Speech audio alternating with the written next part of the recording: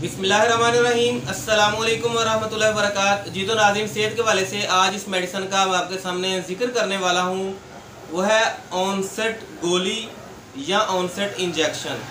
इस गोली या इंजेक्शन को किस सूरत हाल में इस्तेमाल किया जा सकता है, कौन से मरीज़ इसको इस्तेमाल करेंगे, कौन से मरीज़ इसको इस्तेमाल नहीं कर सकते, इस गोली का क्या क्या साइड इफ़ेक्ट हो सकता है।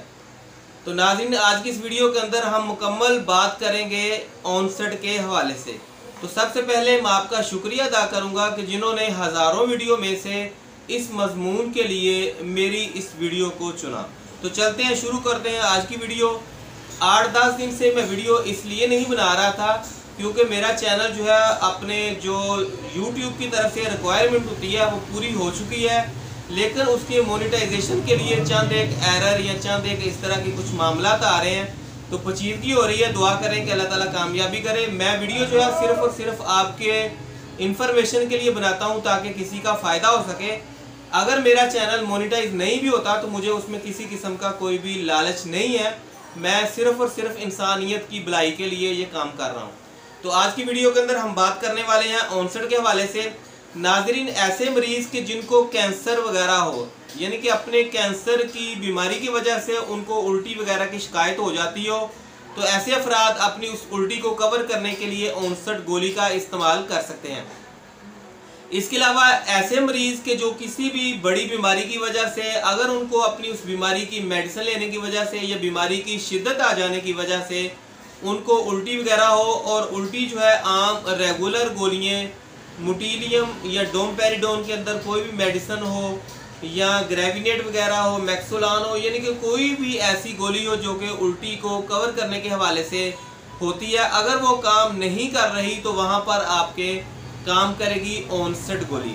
नाज़रीन, इसके अलावा ऐसे अफराद के जिनके जिस्म के अंदर किसी भी किस्म की कोई सर्जरी वगैरह हो चुकी हो, उस सर्जरी की वजह से उसकी ट्रीटमेंट करना भी बहुत ज़रूरी हो, लेकिन उसके साथ साथ मरीज़ को उल्टी की शिकायत होती हो, उल्टी जो है मुंह भरकर आ जाती हो या कम मकदार में आ जाती हो, तो ऐसे अफराद भी इस्तेमाल कर सकते हैं ऑनसेट टैबलेट। ऑनसेट टैबलेट का तरीका इस्तेमाल कुछ इस तरह से होता है कि एक गोली रोज़ाना सुबह खाली पेट इस्तेमाल करनी होगी, लेकिन कुछ अफराद इस तरह के होते हैं कि उनको रोज़ाना 2 से 3 टाइम भी गोली जो है वो ले सकते हैं।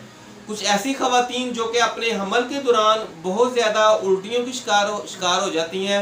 पिछले दिनों के अंदर मैंने एक NVP टैबलेट के ऊपर वीडियो डाली थी जो कि हामला ख़वातीन अपने हमल के दौरान उल्टियों से बच सकती हैं NVP टैबलेट के साथ। प्लीज़ कुछ इस तरह के भी होते हैं कि जिनको NVP टैबलेट के साथ किसी किस्म का कोई अफाका नहीं हो रहा होता। तो नाजरीन, ऐसी ख़वातीन जो कि अपने हमल के दौरान उल्टियों से बहुत ज़्यादा तंग हो, बहुत ज़्यादा परेशान हो और NVP टैबलेट वहाँ पर काम ना कर रही हो, तो वहाँ पर भी आप ऑनसेट गोली का इस्तेमाल कर सकते हैं। लेकिन अगर मर्ज़ की बहुत ज़्यादा शिद्दत हो तो उसके लिए ऑनसेट इंजेक्शन का सहारा लिया जा सकता है, ऑनसेट इंजेक्शन का इस्तेमाल किया जा सकता है।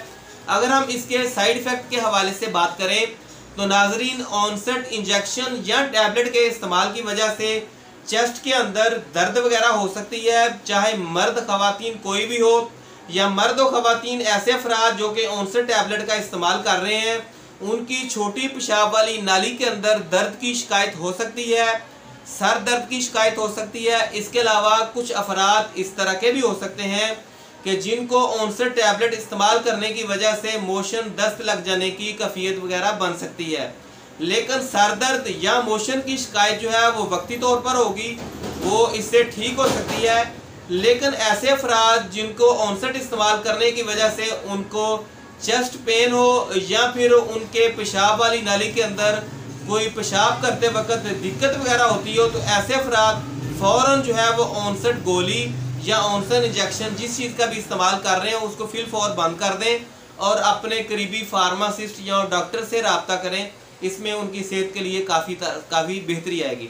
नाज़रीन, आज की वीडियो के लिए बस इतना ही। हमारे चैनल राज फार्मेसी को सब्सक्राइब करें, वीडियो को दोस्तों के साथ शेयर कर दिया करें ताकि किसी का फ़ायदा हो सके। मिलते हैं अगली वीडियो में, तब तक के लिए अल्लाह हाफ़िज़।